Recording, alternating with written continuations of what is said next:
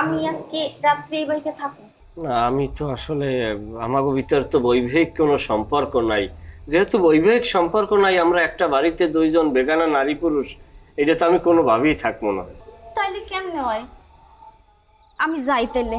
সত্যি কথা বলতে কি লায়লা, তোমার আমি ভালোবাসি, কিন্তু তোমার গায়ে কোনো কলঙ্ক লাগুক এইটা আমি চাই না। আসলে লায়লা, তুমি এই রাত্রবেলায় আমার বাড়িতে আইছো, সমস্যা কি কওদি? রনি ভাই, সমস্যা তো একটা আছে। আমি না ভাইজানরে ভয় পাইতাছি। ভাইজান আজকে রাত্রেই না আমার বিয়া দিয়া দেয়।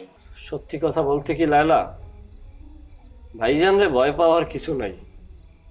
তোমার মা বাপ তোমার ছোট রাইখকে মারা গেছে। ওই লোকটা তোমারে কত কষ্ট করে মানুষ করছে তো আমার চোখের সামনে, অস্বীকার করবো না। ওই লোকটা ওনার যতটা ভালো না চায় তার চাইতে তোমারই বেশি ভালো চায়। তোমার যদি এক জায়গায় বিয়ে দিয়া দেয়, যদি সেইটা তুমি তোমার মতো করে ক্ষতিও ভাবো, তবে মনে রাখো ওই লোকটা যা করে তোমার ভালো লেগেই করে। এই জায়গাটা আমি তারে মন্দ কইতে পারবো না। তোমার যা খুশি তুমি তাই করো, আমি তোমারে আটকাবো না। আমি চাই না তোমার কোনো কলঙ্ক হোক।